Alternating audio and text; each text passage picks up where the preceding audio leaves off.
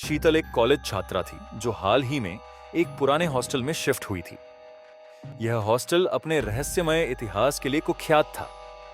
लोगों का कहना था कि तीसरे माले के कमरे में एक लड़की की आत्मा भटकती है जिसने सालों पहले वहीं आत्महत्या कर ली थी। शीतल को इन बातों पर विश्वास नहीं था। उसे कमरा 309 दिया गया जो ठीक उसी मंजिल पर था। पहले दिन सब कुछ सामान्य लग रहा था, लेकिन रात होते ही कमरे का माहौल बदलने लगा। कमरे में रखा पुराना आईना अजीब सा महसूस होता था। जब भी वह उसमें देखती, उसे ऐसा लगता कि आईने में उसकी परछाई के अलावा कोई और भी मौजूद है।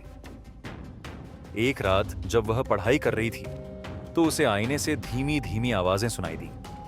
उसने ध्यान नहीं दिया और सोने चली गई। लेकिन जैसे ही उसने बत्ती बुझाई, आईने से किसी के रोने की आवाज आने लगी। डर के मारे उसने बत्ती जला दी, लेकिन वहां कोई नहीं था। अगले दिन शीतल ने अपनी रूममेट राधा से इसका जिक्र किया। राधा ने बताया कि यह वही कमरा है जहां सालों पहले एक लड़की ने आईने के सामने आत्महत्या कर ली थी।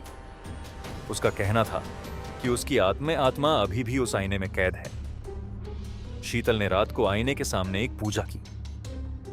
जैसे ही वह मंत्र पढ़ने लगी, आईने की सतह में दरारें पड़ने लगीं और एक चीख गूंज उठी। अचानक आईना टूट गया और कमरे में सब शांत हो गया।